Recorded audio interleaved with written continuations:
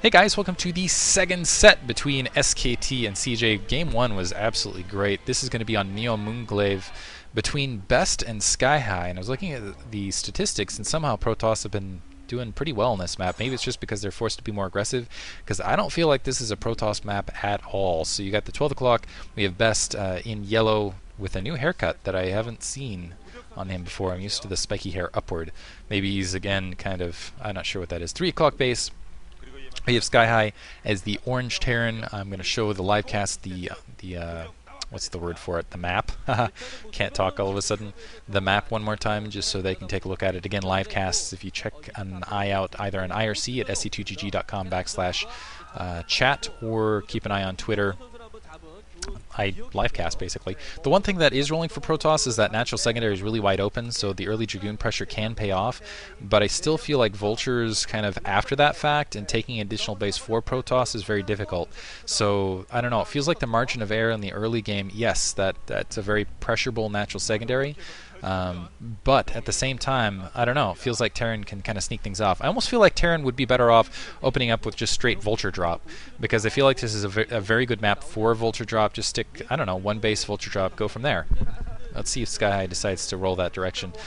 I feel like fast expansion is just a dangerous way to open up, because it is a pretty exposed secondary. And maybe that's where Protoss have been pulling it off. And that guy, yeah, peace. I wish I could read Korean sometimes. So we'll see how it works out. I feel like this is an odd map to field Best on, because I don't feel like, no matter what the situation is in the Protoss versus Terran game here, I don't feel like this is a heavy macro map in particular. Maybe Best can just kind of roll. I feel like Best plays best, quote unquote, after 4 base play. I mean, that's when he's really unstoppable. If he can get to 4 or 5 bases, if he's even or even slightly ahead or even slightly behind, that's when his macro is just indomitable. You just can't, indomitable, you just, who knows, you can't beat him is basically what I'm saying. Have the hiccups all of a sudden. I can get rid of him fairly rapidly, though, just for the cast. Willpower. I have a feeling he is going to open up 10-15 gate. Unfortunately, I think he might end up a little disappointed, because it looks like Skyhigh is going to go front door seal. I can't imagine that. Well, let's see if Skyhigh does, in fact, just go for that natural fast expansion. That's one thing that does frustrate me about Korean players occasionally, is they'll kind of play into disadvantages at times. Maybe... I'm not sure why that is the case. Maybe they're just at such a higher level, but it feels like they get a little prideful, a little bit greedy. I feel the Zerg players in particular, they'll refuse to put down a second, for example, a second Sunken colony when they really need it. Instead of like, oh, okay, put down a Sunken colony, and yes, I end up 1 drone behind, but...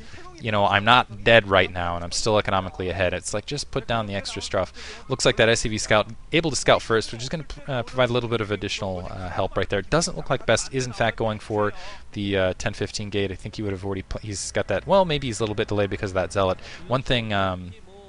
It's not too late. One thing that's been kind of adjusting with that build is you need to get that first zealot out, just because there are Terran rushes that are kind of designed to kind of destroy that. And as a result, you need to get that first zealot out first, and you need to delay a little bit. Instead, we're going to see proxy tech at the 6 o'clock base, which Best is, he needs to get that Dragoon out and kill that SCV as quickly as possible, just to make sure. And might sniff it out. Skyhigh with the 6th sense, with absolutely brilliant instincts, is going to move directly to where this probe is located. Okay, never mind. Maybe might come down. It doesn't look like he sees it quite yet, but he's looking for it, and it looks like he's going to find it right now.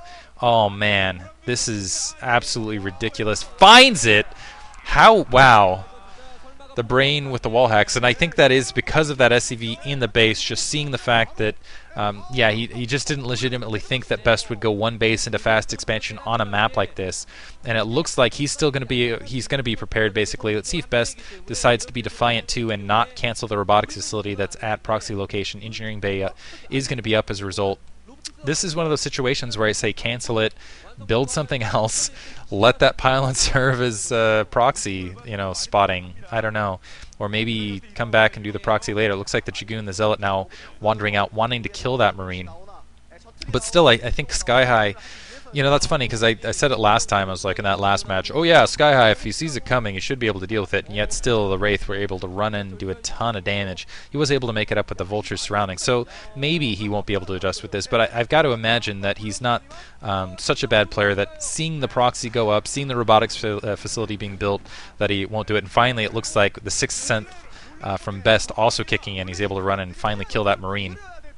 And it looks like, yeah, he's just going to stick to it, going to build build it at location, and maybe if he just leaves it, this could be actually clever. Leave it. Okay, he is doing that. So he's going to leave it, go for a natural expansion instead, and go observers instead.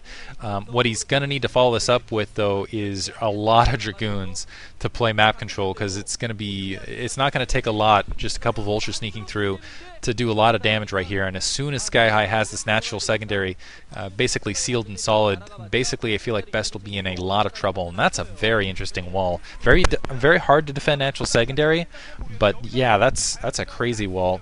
But that's the thing is I don't think there's going to be anything Best can do to defend his natural secondary and his third simultaneously once Skyhigh's in a position where he can kind of roll out.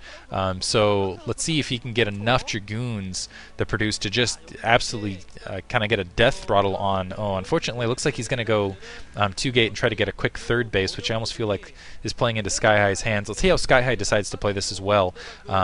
Critically, though, he is going to end up a little bit ahead just because of all the turrets. Because Sky is like, okay, well, I saw the proxy. I assume he's going to be going for proxy. I got to play safe. Got to build a lot of turrets. Best might lose his observer. Okay, just barely manages to sneak that observer out. He's got another observer wandering around the front here, but yeah, he had to produce a couple turrets. Didn't overcommit on turrets. I think he only built 3 here to kind of deal with this. And so yeah, it looks like Best is setting up to take that his third base at the 10 o'clock position. And again, he's going to try to put up a pylon wall to try to defend that, but I think Skyhigh is still going to be able to kind of roll up there, and I don't feel like you can just play with Dragoons and play defensively here. Let's see if Skyhigh puts down a starport now and decides to get some drops going too, because again, I feel like this is a very droppable map. I think it's worthwhile. Let's see how Best kind of adjusts to do it too. I mean, he just needs to somehow maintain map control on this, but it's just going to be difficult to do so. 4 gateways planted. Does have observers out in the field. He is going to be able to produce a lot of Dragoons, and it looks like he has managed to kind of press forward and skiff out. I'll use that as an official term now, skiff, before the Vultures really got kind of sinking into place. So that's really nice play from Best, a really nice adjustment. Yes, his proxy was kind of spotted, but he was still able to get out enough Dragoons before all those factories were pumping a ton of Vultures and just throwing them kind of out in the field at his face. But he still, yeah, he needs to make sure he goes heavy. It looks like he is doing so. Goes heavy infantry to follow this up, but using a Citadel to block off that 9 o'clock. But yeah, he needs to absolutely have a death grip on map control from this stage on. Otherwise, it's going to be very difficult to maintain these additional bases here. But I guess I really, well, Best